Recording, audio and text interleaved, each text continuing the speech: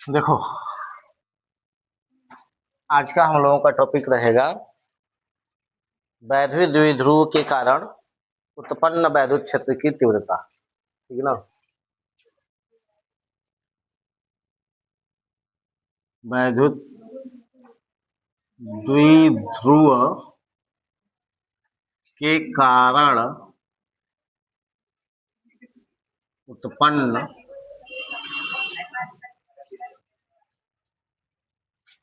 वैद्युत क्षेत्र की तीव्रता। समझे जी।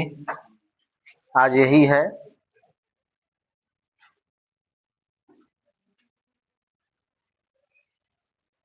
सुन रहे हो जी।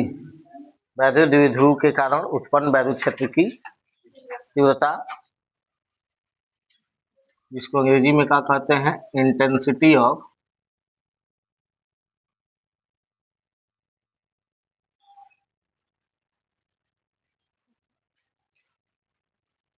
Electric field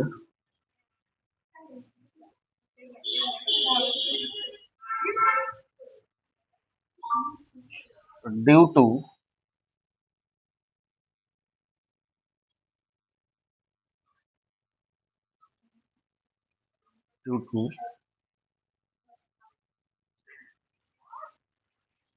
N electric dipole.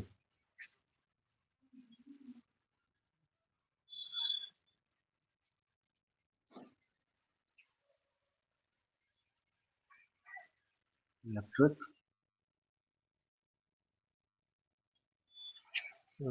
Dipole DIPOL।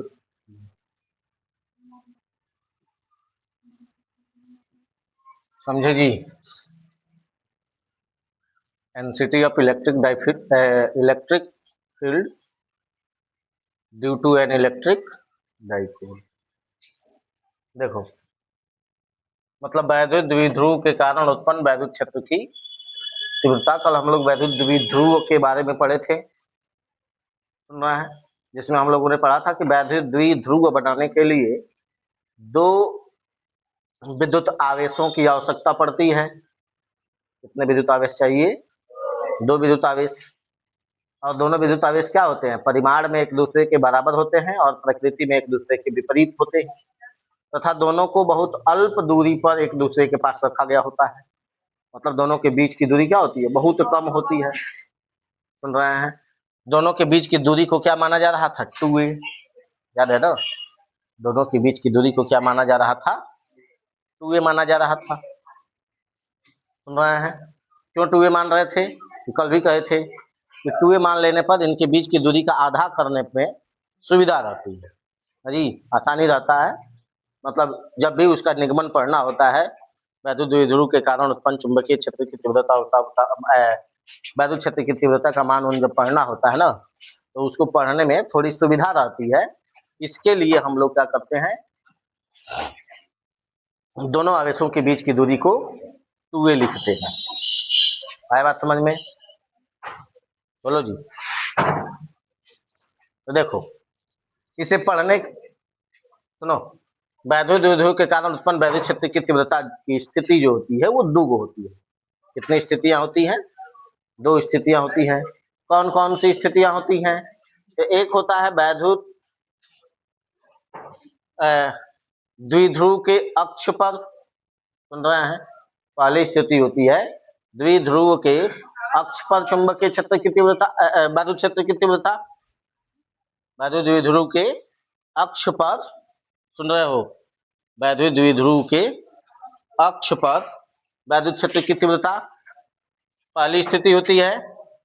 और दूसरी स्थिति होती है वैद्युत द्विध्रुव के निरक्ष पर वैद्युत क्षेत्र की तीव्रता। ध्रुव के कारण उत्पन्न वैद्युत क्षेत्र की तीव्रता ज्ञात करने की निम्न दो स्थितियां संभव हैं। सुन रहे हैं। क्या लिखा जाएगा?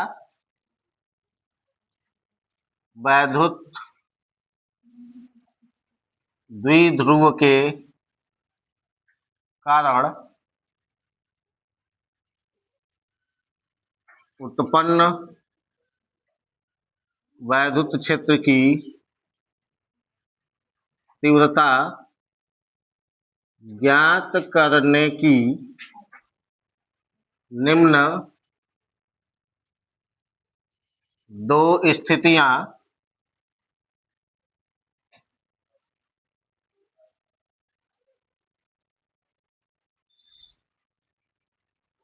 संभव है। पहली स्थिति होती है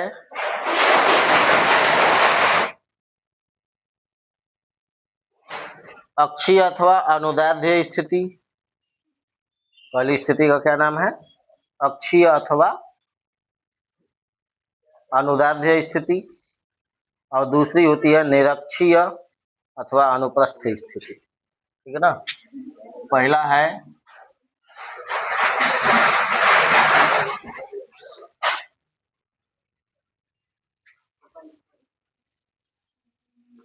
अक्षीय अथवा अनुदैर्ध्य। हाँ, कितना लिखिए? अक्षीय अथवा अनुदैर्ध्य स्थिति।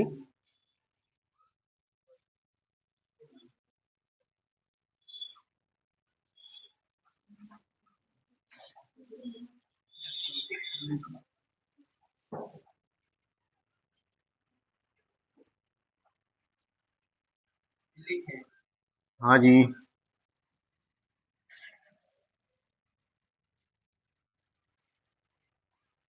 और दूसरा है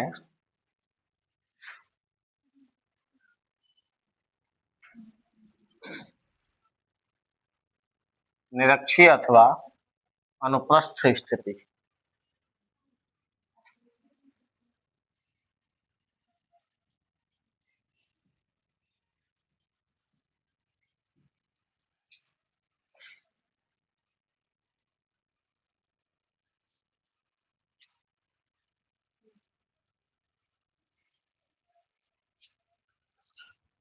बोर्ड साइड ऑन पोजीशन।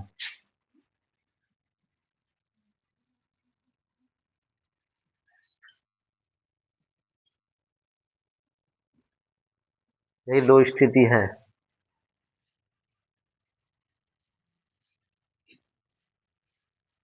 तीसरा भी है क्या? तीसरा भी है, लेकिन ये दो जरूरी है। लिख लीजिए इतना।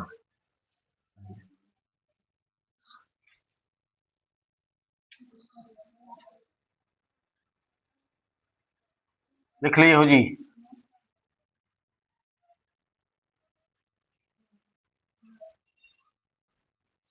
अब देखो, बोलो जी।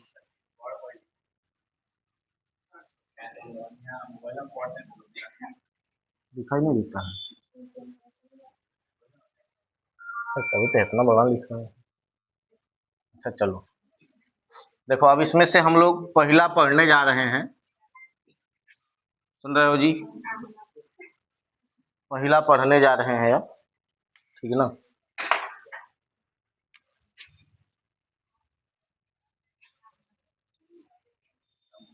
अक्षीय अथवा अनुदैर्ध्य स्थिति मतलब वैद्युत द्विध्रुव की अक्षीय स्थिति पर, सुन रहे हो? वैद्युत द्विध्रुव के अक्षीय स्थिति में किस बिंदु पर वैद्युत क्षेत्र की तीव्रता। पहला है वैद्युत द्विध्रुव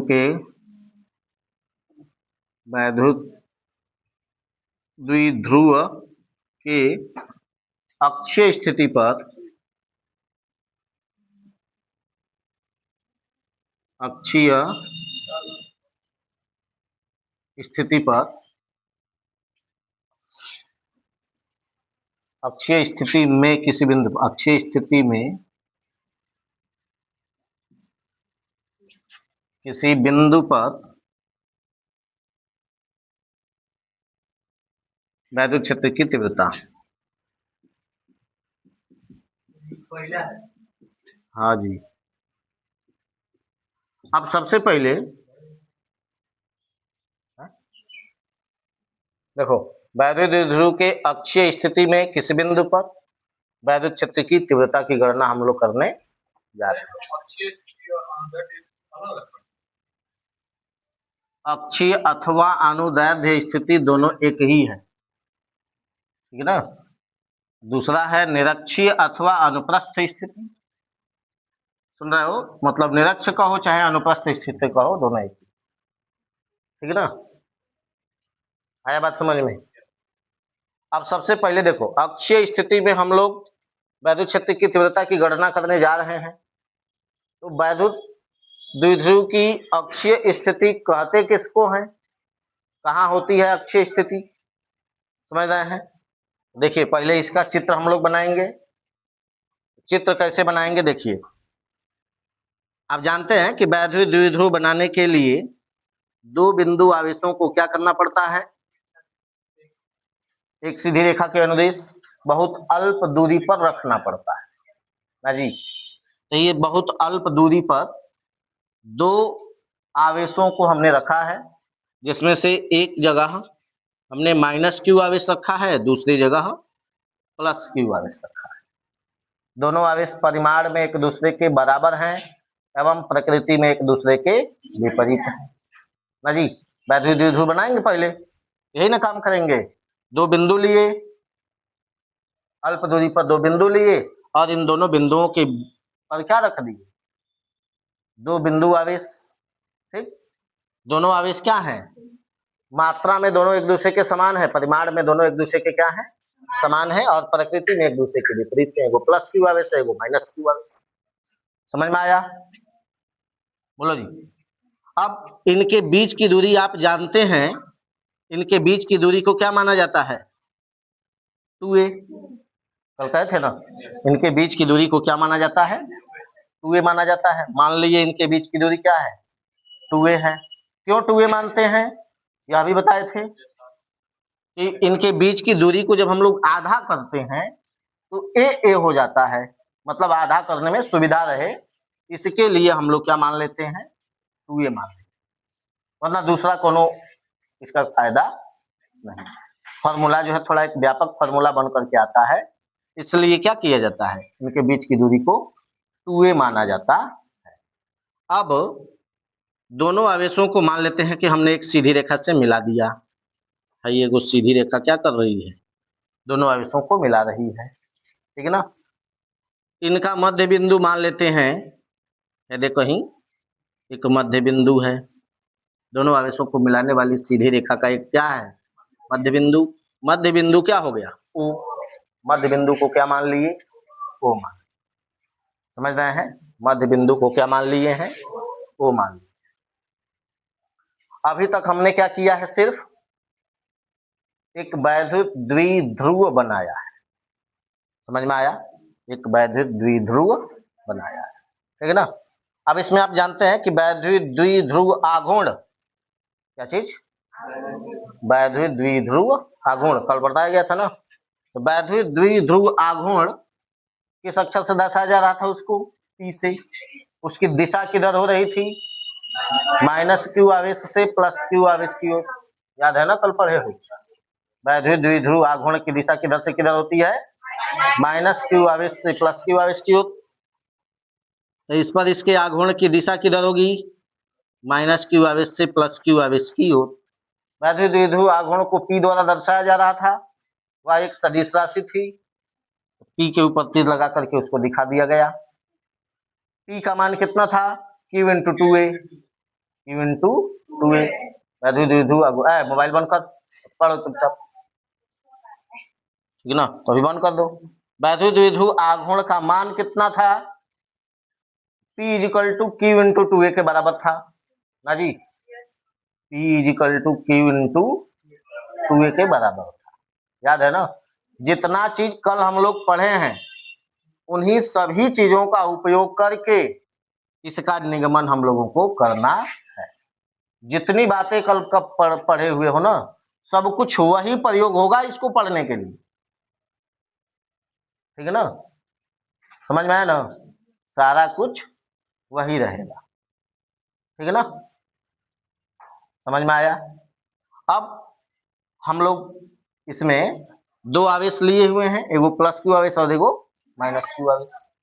अब देखो करना क्या है, इसकी अक्षीय स्थिति कहाँ होती है, सबसे पहले ये तो देखना है ना, हम लोग जिस स्थिति पर वैद्युत द्विध्रुव के अक्षीय स्थिति में किसी बिंदु पर, कहा अक्षीय स्थिति में किसी बिंदु पर वैद्युत क्षेत्र की तीव्रता की गणना करने जा रहे हैं, सुन रहे हैं ना। अभी तक हमने सिर्फ इतना काम किया है, वैद्युत द्विध्रुव बनाया है, समझ में आया।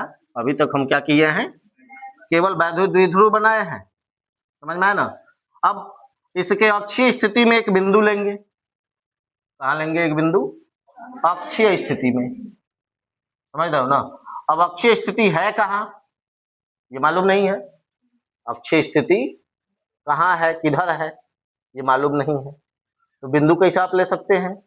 देखिए अक्षीय स्थिति क्या होती है, दोनों आवेशों को मिलाने वाली सीधी रेखा, दोनों आवेशों को मिलाने वाली सीधी रेखा के अनुदिश जो अक्ष ऐसे गुजरता है ना, इसी को हम लोग क्या कहते हैं, अक्षीय स्थिति कहते हैं।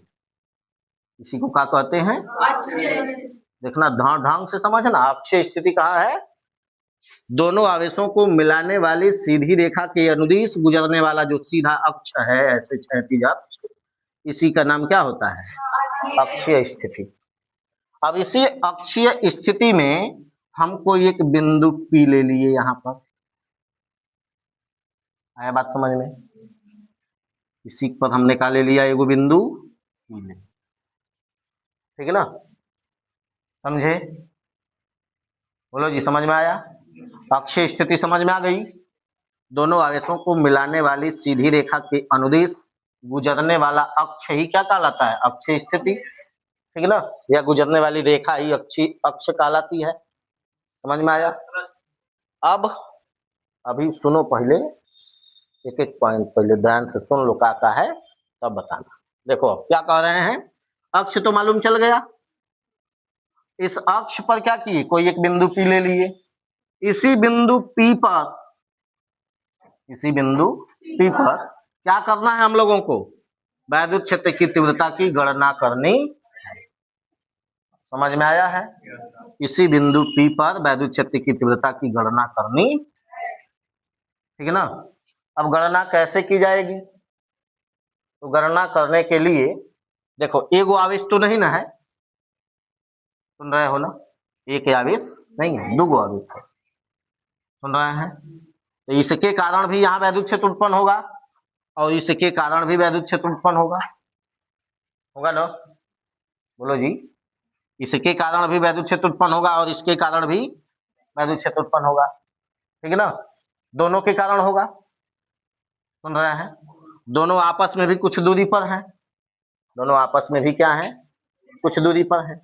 एक ही बिंदु पर होते, एक ही बिंदु पर अगर होते, ठीक है ना, तो उत्पन्न होने वाला वैद्युत क्षेत्र का मान भी लगभग बराबर बराबर होता, परंतु क्या है, दोनों आवेश एक दूसरे से कुछ दूरी पर हैं, अतः यहाँ उत्पन्न होने वाला वैद्युत क्षेत्र का मान भी क्या होगा, अलग अलग होगा, समझ में आया। इसीलिए हम लोग क्या करते हैं, इस बिंदु P की दूरी जो है, सुन रहे हैं, इस बिंदु P की दूरी की कल्पना जब हम लोग करते हैं, तब न इस आवेश से इसकी दूरी लिखते हैं और न इस आवेश से इसकी दूरी लिखते हैं, ठीक है ना, समझ में आया। इनके मध्य बिंदु से ही सबसे पहले ये दूरी लिखी जाती है, मतलब ये बिंदु P कहाँ है, इसकी स्थिति बताने के लिए अक्ष पर है ना कहीं, भाई बिंदु P कहाँ है, अक्ष पर है, वैद्युत द्विध्रुव के कहाँ है, अक्ष पर। अक्ष पर कितनी दूरी पर है यह, दोनों आवेशों को मिलाने वाली जो सीधी रेखा है, और इसका जो मध्य बिंदु है, इस मध्य बिंदु से यह स्मॉल r दूरी पर है, समझ में आया। बिंदु P की स्थिति कहाँ है, द्विध्रुव के मध्य बिंदु से, द्विध्रुव के मध्य बिंदु O से यह कितनी दूरी पर है, स्मॉल r दूरी पर है, दोनों आवेशों से स्मॉल r दूरी पर है, समझ में आया ना।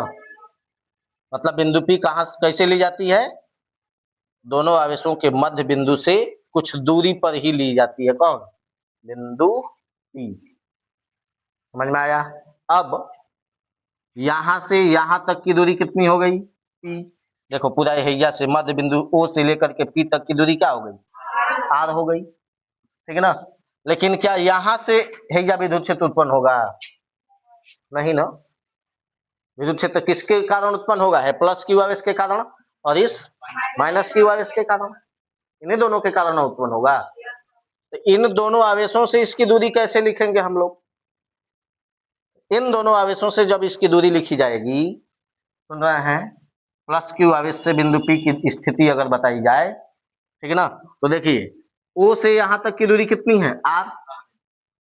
देख रहे हो, केवल यहां से अगर यहां तक की दूरी अगर बतानी हो तो हेतना दूरी अधिका हो जा रहा है। R में है दूरी क्या हो जा रही है? अधिक। और ये है कितना? A। कितना है ये?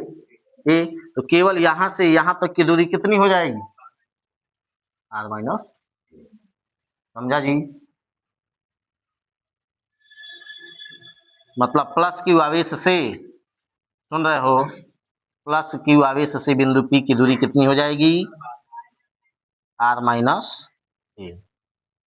क्यों हुआ इतना समझे हो ना? माइनस क्यू आवेश से बिंदु P की दूरी कितनी हो जाएगी?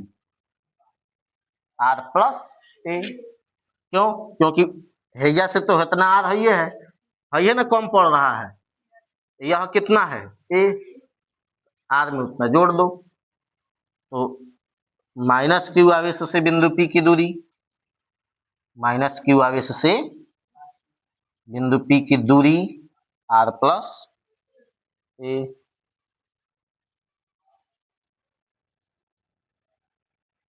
अभी तक समझ में आया क्या क्या किया गया है? बोलो जी। है चित्र अभी तक समझ में आया है? क्या क्या किए हैं इस चित्र के अंदर? बोलो। काहे घेरे हैं चारों ओर से? ये जितनी भी प्रक्रिया हम कर रहे हैं या किसी परावैद्युत माध्यम के अंदर कर रहे हैं, ठीक है ना जी।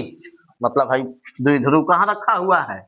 किसी ऐसे माध्यम के अंदर रखा हुआ है जिसका परावैद्युतांक क्या है? के है। समझ में आया? इसीलिए इसको घेर लिए। ठीक, समझ गए चित्र? बोलो जी।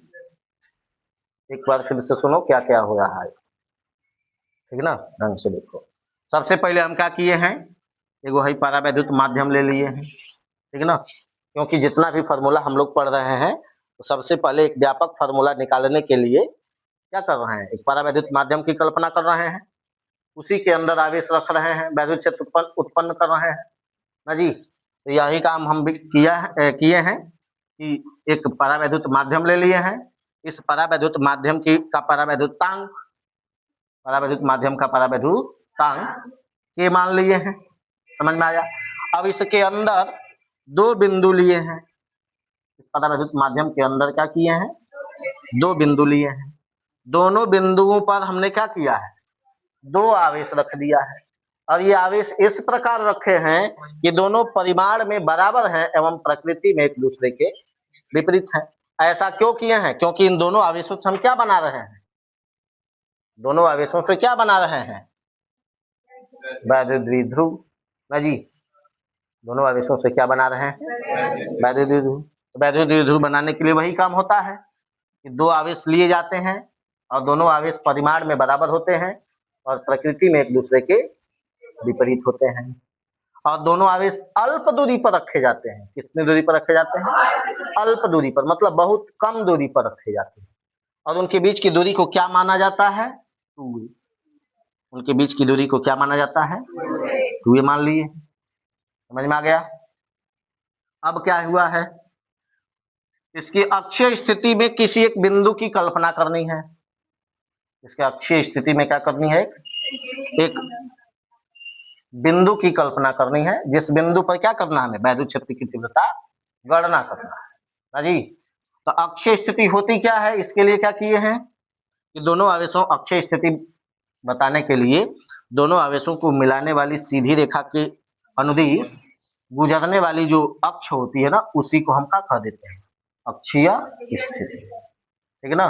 जैसे दर्पण में 10th में जब पढ़ रहे थे तो अक्ष बना रहे थे तो क्या कहते थे? वक्रता केंद्र से सीधी रेखा गुजर रहे थे ना, तो वही ना अक्ष कहा जा रहा था।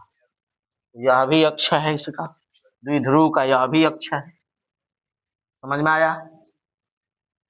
अब जब अक्ष पता चल गया तो इस अक्ष पर एगो बिंदु ले लिए। अब इस बिंदु की स्थिति कैसे ली जाती है, तो दोनों द्विध्रुव के मध्य बिंदु O से कुछ दूरी पर, सुन रहे हैं, स्मॉल r दूरी पर एक बिंदु P लिया जाता है। न हे आवेश से इसकी दूरी ली जाती है, न इस आवेश, समझ में आया ना। दोनों आवेशों के मध्य बिंदु से ही क्या लिखा जाता है, r दूरी पर बिंदु P लिया जाता। तब जब r ले लिया जाता है तब क्या किया जाता है, अब प्लस क्यू आवेश से इसकी स्थिति देखी जाती है और माइनस क्यू आवेश से इसकी स्थिति देखी जाती है, ठीक ना। तो प्लस क्यू आवेश से जब इसकी स्थिति देखते हैं तो हम देखते हैं कि इतना दूरी अधिक हो जा रही है ना जी। हाई बिंदु, हाई वाला जो प्लस क्यू आवेश है वह मध्य बिंदु से कुछ आगे है, ठीक। तो यहां से P तक की दूरी देखेंगे तो इतना दूरी एक्स्ट्रा हो जा रहा है, समझ में आया। तो R में से इतनी दूरी घटा लिए, ठीक ना। तो सीधे प्लस क्यू आवेश से P की स्थिति पता चल गई, ठीक ना। अब फिर माइनस क्यू आवेश से P की स्थिति अगर देखना हो तब क्या करते हैं, इतना दूरी कम पड़ रहा है, ठीक ना, उतना दूरी इसमें जोड़ देते हैं R में। समझ में आ गया, बोलो। ये चित्र समझ में आया है? अब इस चित्र का विवरण अगर हम लिख दें जैसे जैसे जो कार्य किए हैं तो इसकी पूरी विशेषता हो जाएगी, ठीक है ना। तो मच्छर के लिए हम क्या करें, ठीक है ना, पैर उठा के मूड़ी पर रख लो। दूसरा क्या कर सकते हैं, हो गया ना जी। चित्र बनाइए।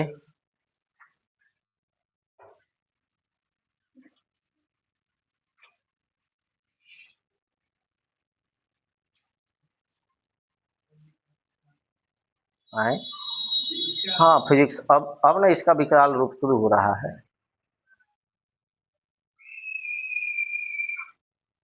अब देखो, अब करना क्या होगा हमें, प्लस क्यू आवेश के कारण भी बिंदु P पर वैद्युत क्षेत्र उत्पन्न होगा, माइनस क्यू आवेश के कारण भी बिंदु P पर वैद्युत क्षेत्र उत्पन्न होगा। लेकिन अब प्लस क्यू आवेश के कारण जो वैद्युत क्षेत्र उत्पन्न होगा उसकी दिशा किधर होगी बताओ। प्लस क्यू आवेश के कारण बिंदु P पर जो वैद्युत क्षेत्र उत्पन्न होगा उसकी दिशा किधर होगी, उधर होगी ना जी, मालूम है ना। तो इसको मान लेते हैं E1, चाहे प्लस क्यू नीचे लिख सकते हैं, E1 मान ले सही रहेगा, नहीं तो इसको दर्शाने के लिए प्लस क्यू मान सकते हैं, कोई दिक्कत नहीं है। माइनस क्यू आवेश के कारण जो वैद्युत क्षेत्र उत्पन्न होगा बिंदु P पर उसकी दिशा किधर होगी,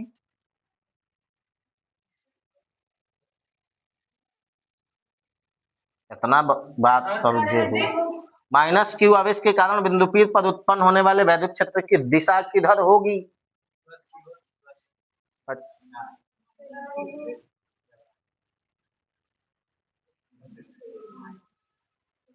विपरीत न होगी, उल्टा न होगा, है माइनस क्यू न है जी, प्लस क्यू है तो प्लस क्यू के कारण क्या होगा, उधर की तरफ, प्लस क्यू के कारण वैद्युत क्षेत्र जो उत्पन्न होगा, ठीक है ना, उसकी वैद्युत बल रेखा उससे दूर बाहर क्यों जाएंगी, तो ये उधर की तरफ होगा। माइनस क्यू के कारण वैद्युत क्षेत्र जो उत्पन्न होगा उसकी वैद्युत बल रेखाएं अंदर क्यों जाएंगी, ठीक है ना। तो इसकी दिशा किधर हो जाएगी, इधर की तरफ। देखो इतना दिन से इसको बता रहे हैं, अब फिर भी गड़बड़ा गया तुम लोग।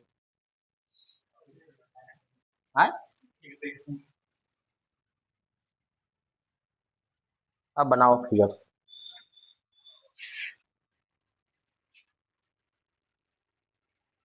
रखेंगे पीछे में से कूद के समझ लेते हो।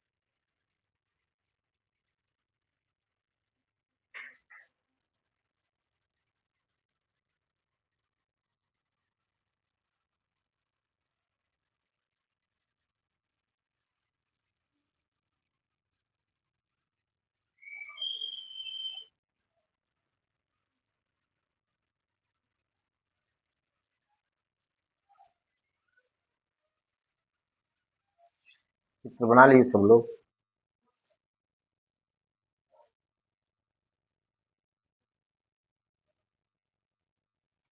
इस वैद्युत द्विध्रुव का नाम लिखने के लिए ना दोनों बिंदु का कुछ नाम लिख लेते हैं, ए और बी,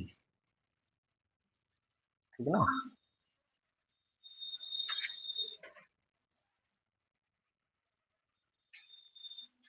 अब भाई मिटा देना है, इसका तो कोनो काम नहीं ना है।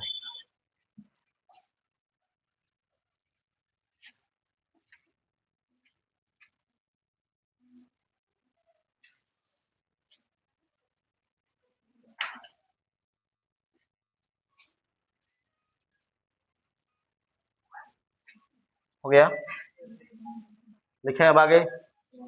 देखो अब चित्र के बारे में लिखना होगा, क्या लिखेंगे हम लोग, लिखा जाएगा कि माना एक वैद्युत द्विध्रुव ए बी, वैद्युत द्विध्रुव कौन है, ए बी, ठीक है ना, किसी ऐसे माध्यम में रखा गया है, भाई गोल चतुर्भुज के अंदर क्या माने हुए हैं, माध्यम, ठीक है ना, जिसका परावैद्युतांक क्या माने हैं, के, ठीक है ना। लिखेंगे आगे, माना एक वैद्युत द्विध्रुव, नहीं जी, माना एक वैद्युत द्विध्रुव ए बी किसी ऐसे माध्यम में, हाँ चित्र के नीचे लिखना है, अब किसी ऐसे माध्यम में रखा गया है जिसका परावैद्युतांक के है तथा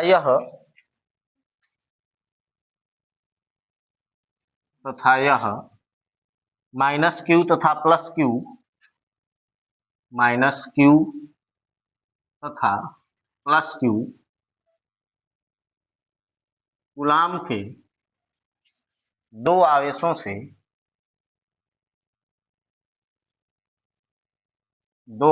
से बना है जी,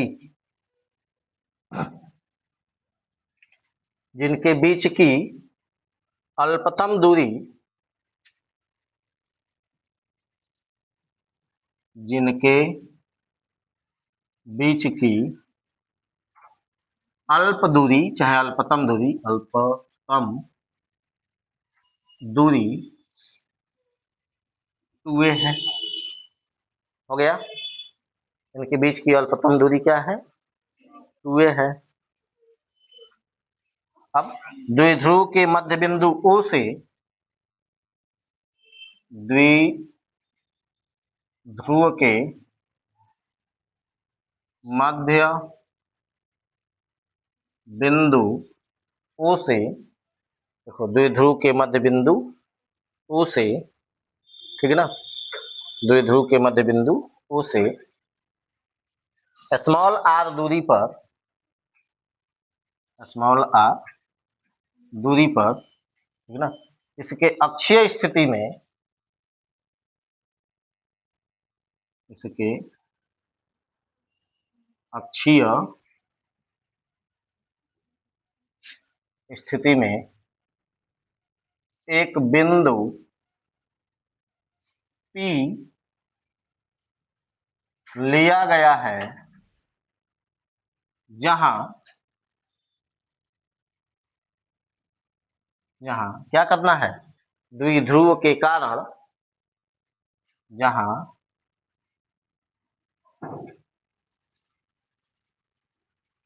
द्विध्रुव के कारण वैद्युत क्षेत्र की तीव्रता की गणना करनी है ना जी। अब इसके लिए क्या किया गया है, माना कि इसके लिए क्या किए हैं, माने हैं कि हाई क्या है बताओ, हाई हाई वाला पी क्या है? वैद्युत द्विध्रुव आघूर्ण, ठीक है ना। एक बारे में लिख देते हैं।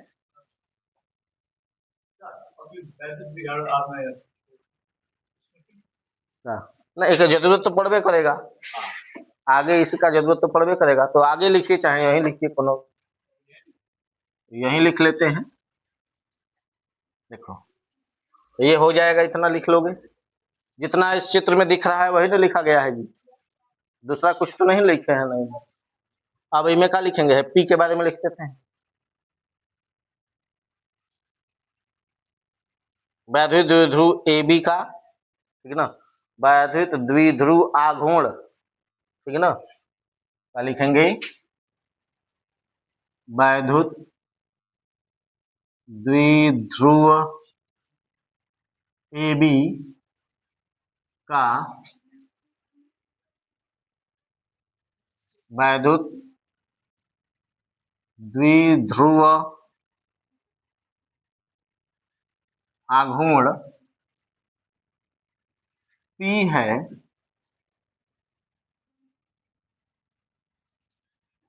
जिसका मान कितना है? P is equal to Q into 2A जी, P is equal to Q into 2A है, तथा इसकी दिशा, तथा इसकी दिशा किधर है? माइनस क्यू आवेश से प्लस क्यू आवेश की ओर है। माइनस क्यू आवेश से प्लस क्यू आवेश की ओर है। बड़ी चक्कर उक्कर नहीं ना आ रहा है? नहीं लग रहा है। हो गया था जी, समझ में आया? अब देखो इस क्या किया गया है, वैद्युत क्षेत्र की तीव्रता ज्ञात करने के लिए प्लस क्यू आवेश से बिंदु P की स्थिति लिखी गई है, ठीक है ना। आगे लिखेंगे प्लस क्यू आवेश से बिंदु P की स्थिति, चाहे दूरी, लिखेंगे माना कि प्लस क्यू आवेश से बिंदु P की स्थिति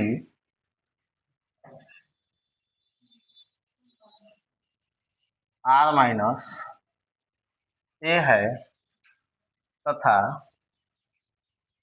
प्लस क्यू आवेश के कारण बिंदु P पर उत्पन्न वैद्युत क्षेत्र का मान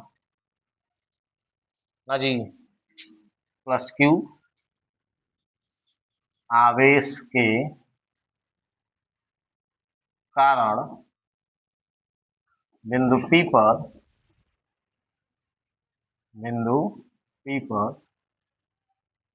उत्पन्न वैद्युत क्षेत्र का मान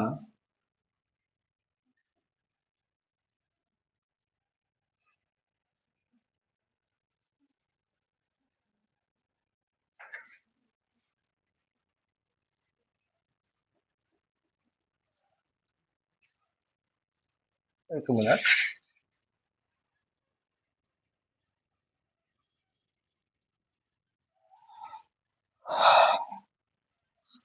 डायरेक्ट केवल फॉर्मूला लिख लें।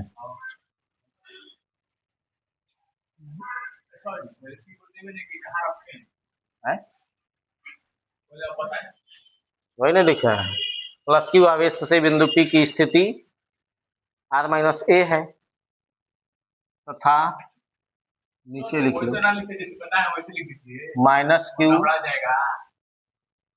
आवेश से बिंदु P की स्थिति r प्लस ए है, ठीक, सही ना जी? दोनों से एक के बाद लिख दिए। अब इसके बारे में, इन दोनों के बारे में लिखेंगे, E1 और E2 के बारे में, इनको फॉर्मूले के साथ लिख रहे हैं, समझ रहे हो ना? अब आगे लिखा जाएगा प्लस क्यू आवेश के कारण बिंदु P पर उत्पन्न वैद्युत क्षेत्र की तीव्रता। देखिए क्या लिखेंगे, प्लस क्यू आवेश के कारण बिंदु P पर उत्पन्न वैद्युत क्षेत्र की तीव्रता, क्या माने इसको, E1 इजिकल टू, फॉर्मूला क्या होता है बताइए, कल जो फॉर्मूला पढ़े थे 1/4 into Q by R square इन होता है। तो उस फॉर्मूले के अनुसार 1/4 एप्सिलॉन नॉट, ठीक ना, आई इंटू के रहेगा यहाँ पर परावैद्युतांक, ठीक है ना, साथ में Q by R square, Q by R square. R कैसी दूरी होती है, आवेश से लेकर के पी तक की दूरी होती है, तो आवेश से लेकर के पी तक की दूरी कितनी है, आर माइनस ए ना, तो दूरी यहाँ क्या लिखी जाएगी, आर माइनस ए का स्क्वायर। ठीक, अब इसकी दिशा किधर होगी, तो इसकी दिशा किधर है बताइए, बीपी की ओर है ना, बीपी की ओर, समझ में आया, यह लिख लेते हैं, हाँ बी से पी की ओर ऐसे लिख सकते हो, ठीक ना, कोष्टक में दिशा लिख के लिख देते हैं बी से पी की ओर, ठीक है ना। अच्छा है, माइनस क्यू आवेश से प्लस क्यू आवेश की, ऐसे भी लिख सकते हैं, ठीक है ना। अब देखो, अब फिर यही काम माइनस क्यू के कारण करेंगे, तो लिखेंगे माइनस क्यू आवेश के कारण बिंदु P पर उत्पन्न वैद्युत क्षेत्र की तीव्रता, इसको E2 लिखे हुए हैं, देख रहे हो ना, E2 लिखिए, चाहे नीचे क्या करिए E माइनस क्यू लिख लीजिए, ऐसा और अच्छे से समझ में आएगा, ठीक है ना। इसका मान कितना होगा, 1/4 एप्सिलॉन नॉट इंटू के, और साथ में क्यू बाई आर प्लस ए का स्क्वायर, ठीक है ना जी, आर प्लस ए का स्क्वायर। आर प्लस ए क्यों हो रहा है समझ रहे हो ना, क्योंकि माइनस क्यू से बिंदु P की दूरी कितनी है, आर प्लस ए, चित्र में स्पष्ट लिखा गया है, ठीक ना। इसकी दिशा किधर होगी, इसकी दिशा किधर होगी, देख रहे हो तीर है बना हुआ है, ठीक है ना, तो P से B की ओर होगी, P से B की ओर, ठीक है ना। इसकी दिशा जो है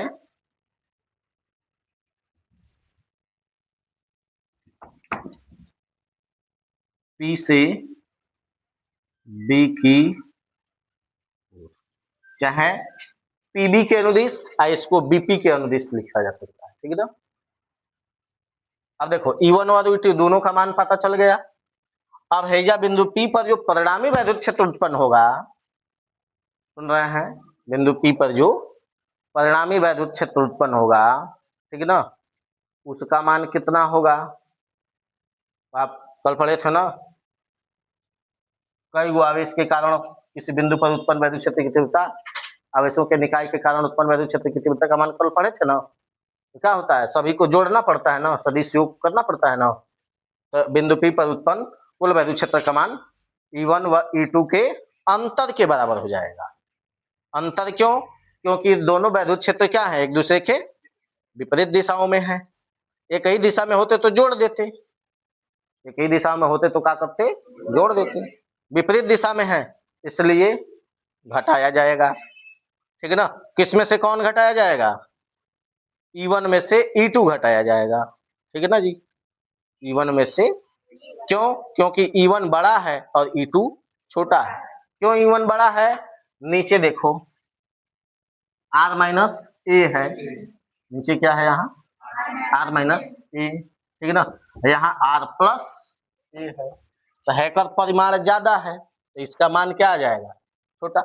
भिन्न का मान नीचे जब अंश में मान बड़ा होता जाता है ना, हर का मान जब बड़ा होता जाता है तो भिन्न का मान क्या होता जाता है, छोटा, ठीक है ना। और अंश का मान जब हर का मान जब कम होता जाता है, घटा रहे हैं तो मतलब मान कम होगा। जब अंश का मान हर का मान जब कम होता है तो अंश का मान क्या होता है, बढ़ता जाता है, ठीक है ना। तो इसलिए हाई वाला बड़ा है और नीचे वाला, तो E1 में से E2 को घटाया जाएगा, ठीक है ना। तो बिंदु P पर उत्पन्न परिणामी वैद्युत क्षेत्र का मान कितना होगा, E is equal to E1 minus E2 के बराबर, ठीक है ना। तो लिखेंगे बिंदु P पर उत्पन्न E1 व E2 विपरीत दिशाओं में है।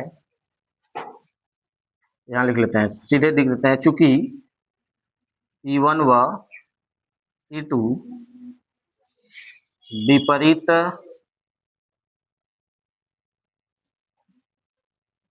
दिशाओं में है, चूंकि E1 व E2 क्या है, विपरीत दिशाओं में है, ठीक है ना।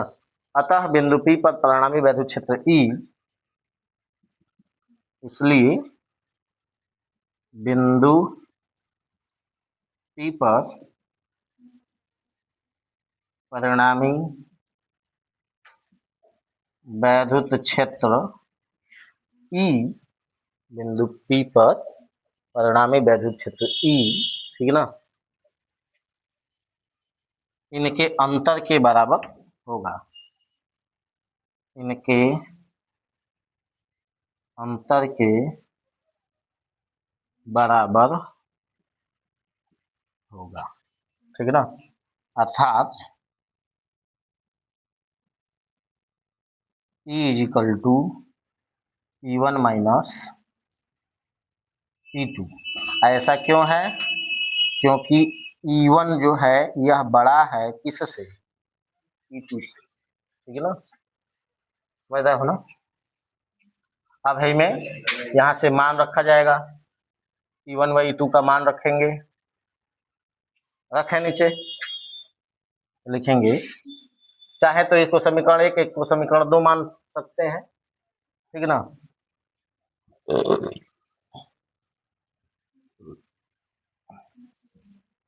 लिखते हैं आगे, E1 व E2 का मान रखने पर, पहले यहां तक लिख लो, है मिटा दें, है लिख लिए हो ना, चलो अभी थोड़ा जगह है, इसको रख लेते हैं, उसके बाद से मानवा केवल रख लेते हैं, कॉमन उमन करना होगा, आगे की प्रक्रिया तो बताएंगे, ठीक है ना।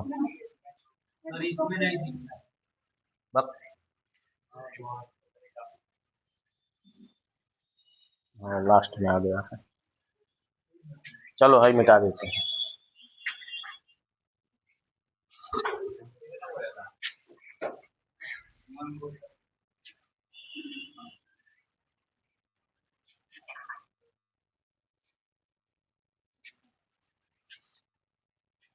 अब भाइयों मिटा देते हैं जी, इसका भी कोनो काम नहीं। देखो अब यहीं से E1 व E2 का मान में रखा जाएगा, सुन रहे हो ना जी, E1 व E2 का मान इसमें रखा जाएगा। देखो E is equal to E1 बराबर है लिखा जाएगा पूरा, समझ रहे हो ना, क्या लिखा जाएगा, 1/4 एप्सिलॉन नॉट इंटू के इंटू में Q by R minus A का स्क्वायर, यही ना है। फिर माइनस में 1/4 एप्सिलॉन नॉट इंटू के इंटू में Q by R plus A का स्क्वायर, ठीक, समझ में आया ना। हाई वाला E1 का मान है, हाई वाला E2 का मान। अब ध्यान से देखो, दोनों में कुछ चीज कॉमन दिखाई दे रही है, क्या कॉमन दिखाई दे रहा है, 1/4 एप्सिलॉन नॉट इंटू के, यह कॉमन है, साथ में Q भी दोनों में कॉमन है, केवल इसी का है नीचे जो लिखा हुआ है R माइनस ए का स्क्वायर और यहाँ आर प्लस ए का स्क्वायर, बस यही अंतर है, बाकी सारी चीजें जो है वो कॉमन, ठीक है ना। तो जो कॉमन है उसको बाहर निकाल लेते हैं ना जी।